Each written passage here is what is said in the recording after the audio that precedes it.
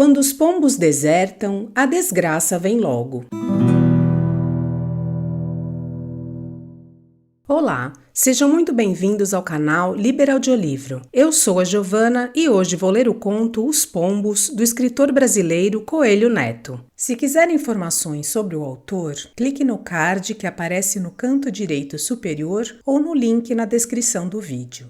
Dê um like se você gosta deste canal, comente, compartilhe e se inscreva. Se quiser contribuir, veja como na descrição do vídeo. Obrigada! Vamos à leitura.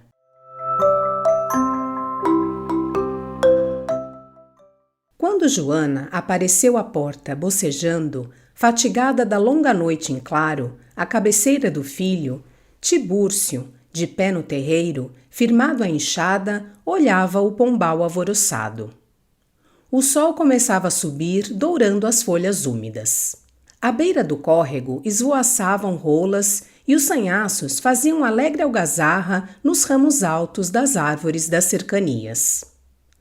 O caboclo, imóvel, não tirava os olhos do pombal, que ficava à sombra de copada mangueira.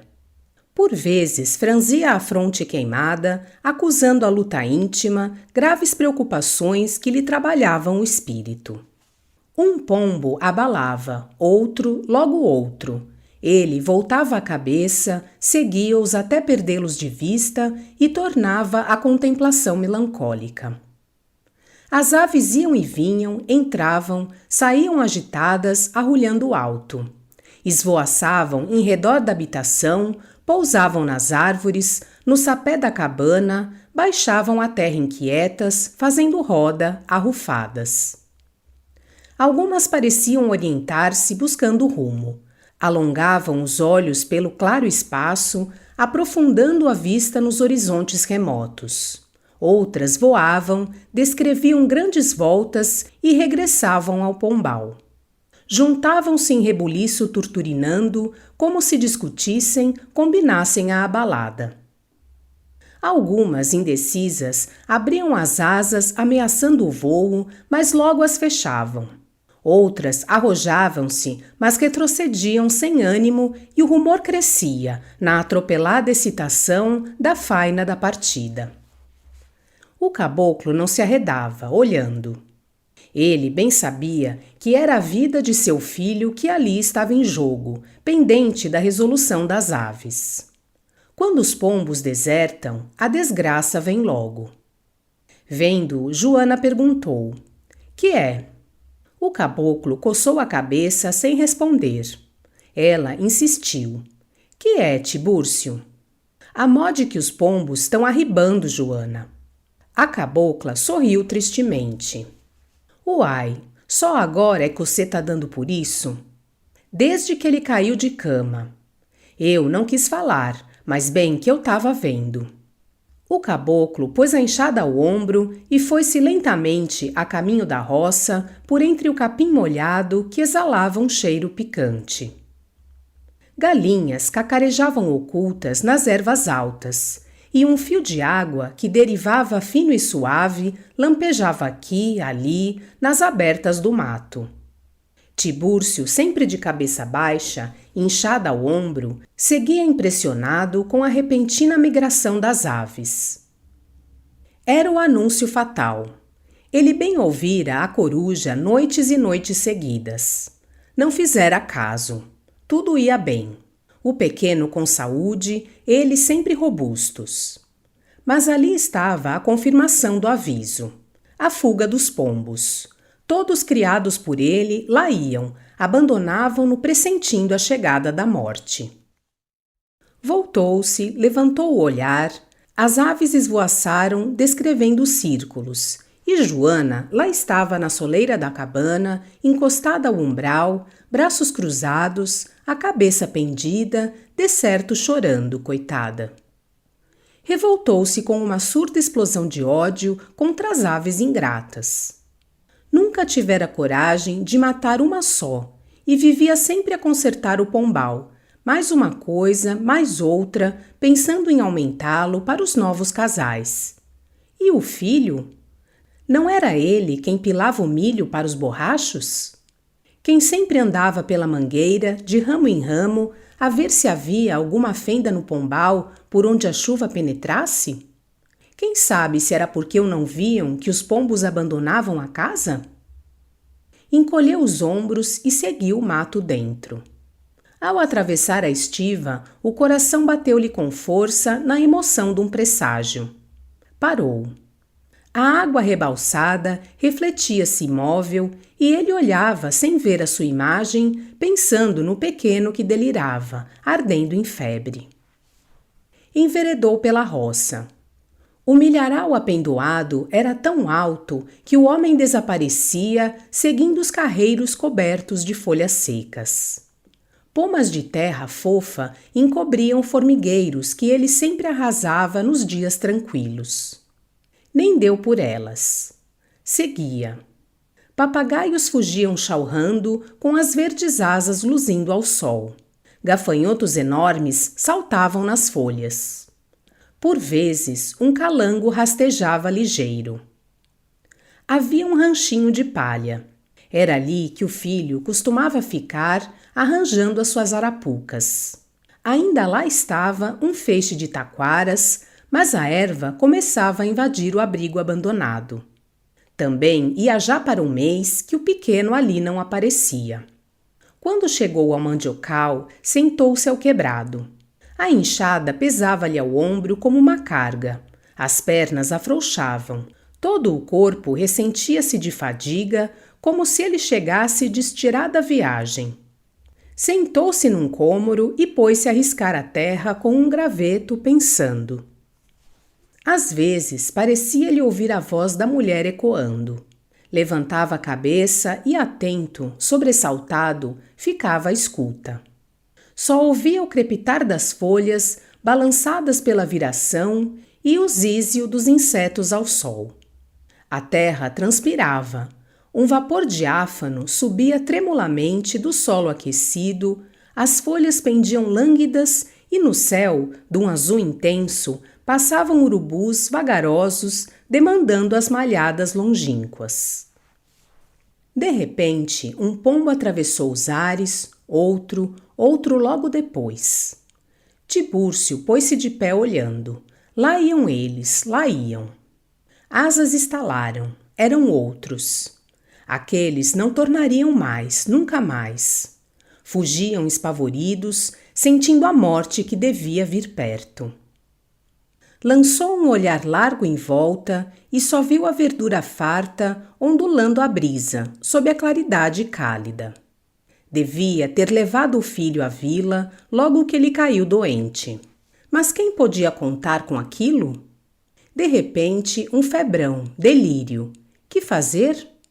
Levantou os olhos para o céu e ficou contemplando o azul luminoso. Mais um pombo passou. Meneou a cabeça desanimado e, atirando um murro à coxa, pôs a enxada ao ombro e deu volta tornando a casa.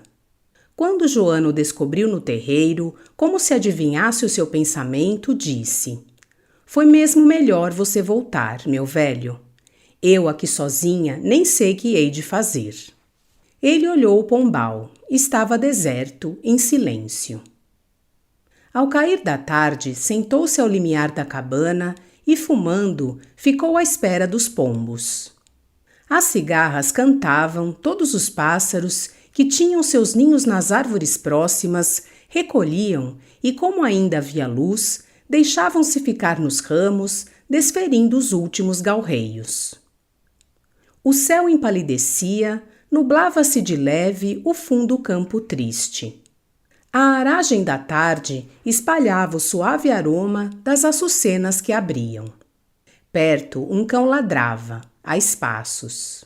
Por vezes, um lento mugido entristecia o silêncio.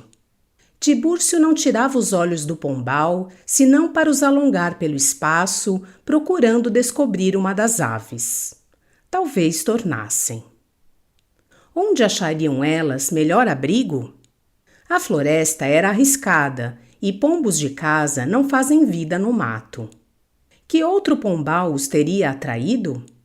Se ele houvesse seguido a direção do voo, alguns tinham tomado para os lados dos campos, Outros haviam endireitado para a serra e não voltavam. Começava a escurecer. Joana acendeu a candeia. Já os sapos coachavam nos aguaçais. Uma estrela luziu no céu. Tibúrcio fitou nela os olhos e pôs-se a rezar baixinho. O silêncio era apenas interrompido pelo burburinho da água do córrego que rolava perto, nos fundos da cabana, saltando, escachoando em pedrouços. Tibúrcio suspirou e ergueu-se, encostou-se ao umbral sem ânimo de entrar. Joana chegou-se à porta. Então, no mesmo. Agora nem água. Qual? Ele desceu o degrau de madeira, chamou-a e caminharam vagarosamente no terreiro que começava a clarear. Junto à mangueira, justamente sob o pombal, pararam e o caboclo baixinho, como se receasse ser ouvido pelo filho, perguntou: Joana, você não sabe reza nenhuma para isso? E mostrou o pombal deserto. Nhalina é que sabe. E chama? Diz que sim. Tibúrcio ficou a pensar. Súbito, levantando resolutamente a cabeça, disse em voz firme: Eu vou lá. Agora? Então, você não diz que chama? Eu nunca vi, Tibúrcio. Dizem. Você não quer. Eu? Eu não. Só o que acho é que é muito tarde. Você já viu como ele está? Não dá acordo de nada. Eu ando, falo, viro e mexo no quarto e ele, nem como coisa. Ali só Deus.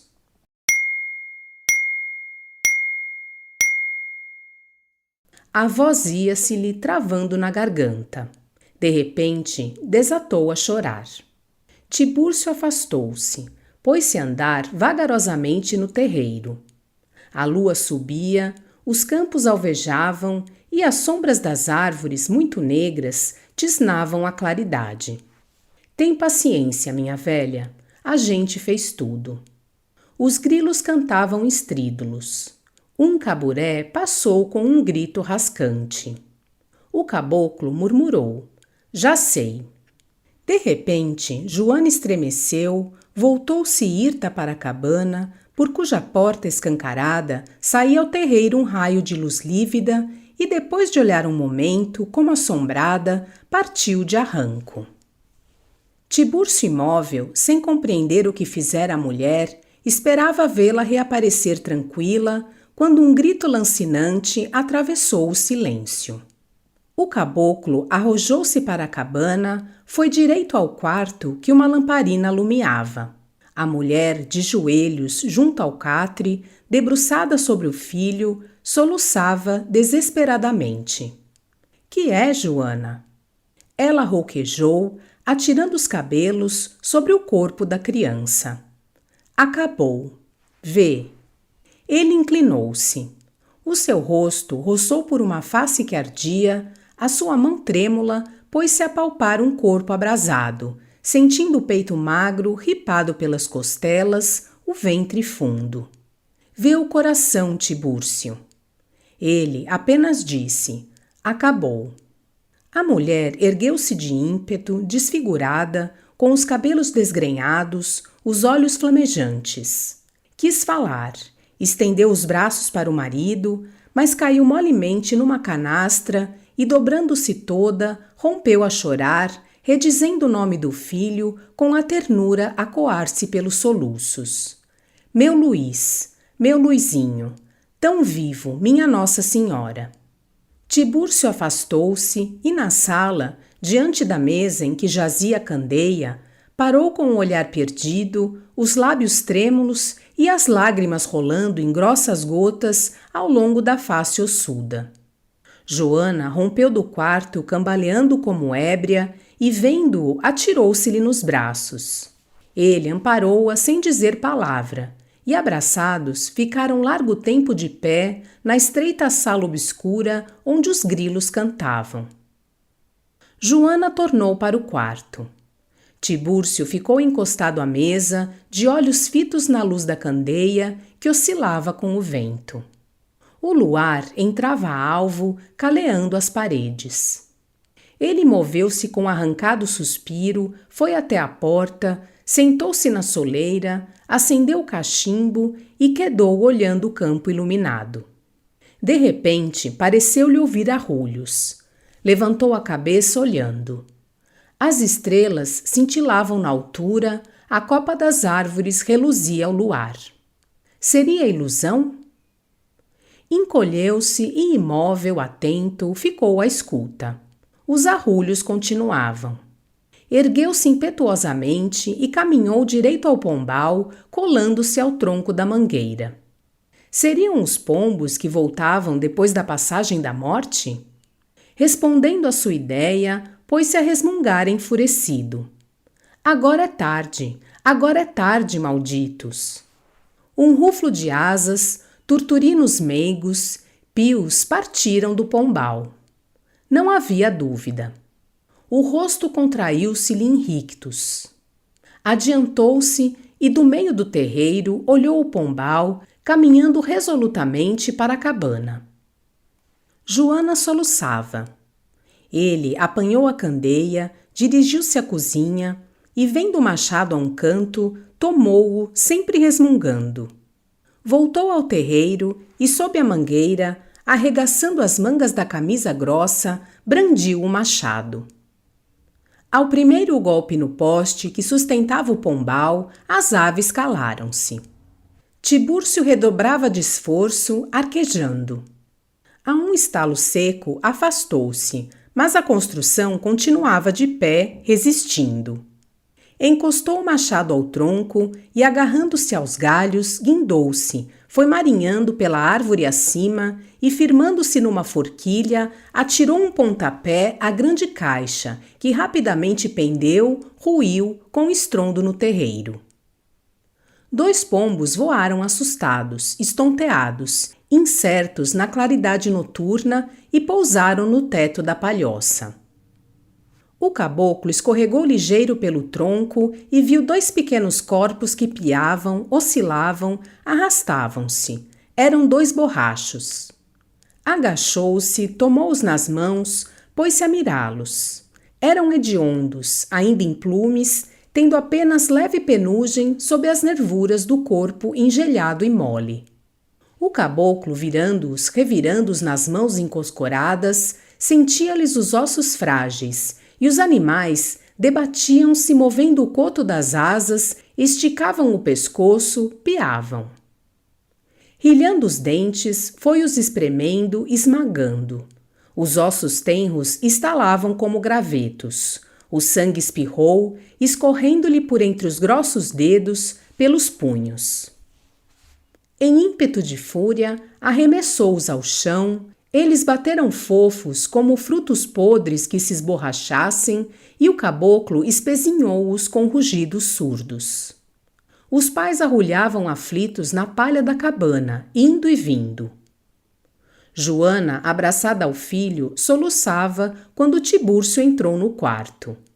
Quedou diante do catre a olhar. Subitamente a mulher estremeceu e, levantando-se de salto, agarrou o braço do marido, os olhos muito abertos, a boca em hiato, a cabeça inclinada como a ouvir vozes, rumores longínquos. Que é, Joana? Que é que você tem? Ela murmurou apavorada. Os pombos, meu velho, você tá ouvindo? Eram os arrulhos tristes que vinham de cima da casa. Estão voltando. Quem sabe? Ele ainda está quente. E havia uma esperança imensa no coração dolorido da cabocla. Tibúrcio encolheu os ombros. É choro deles. Estão chorando como nós. É um casal que ficou por causa dos filhos. Eu derrubei o pombal, matei os borrachos. Olha, e mostrou as mãos ensanguentadas. Eles voaram, estão em cima da casa. Você quer ver? Foi saindo. Ela acompanhou-o. Desceram ao terreiro. Tibúrcio mostrou o pombal tombado, depois apanhou os esmagados corpos dos borrachos. Olha aqui. Joana olhava sem dizer palavra. cessara de chorar espantada, mirando o marido cujos olhos acesos fulguravam. Ele derreou o busto e atirou o primeiro borracho ao sapê, rugindo. É bom? Atirou o segundo. É bom? Os pombos abalaram espavoridos, perderam-se nas galhadas negras. É bom? Joana não tirava os olhos do marido, muda, aterrada, vendo-o chorar aos arrancos, a olhar as mãos espalmadas, tintas de sangue. Vamos, meu velho. Foi a vontade de Deus. Está no céu. E vagarosamente o foi levando. Entraram, e diante do catre em que jazia o filho morto, as lágrimas romperam dos olhos de ambos, e sobre o teto da palhoça os pombos, que haviam tornado, arrulhavam doridamente.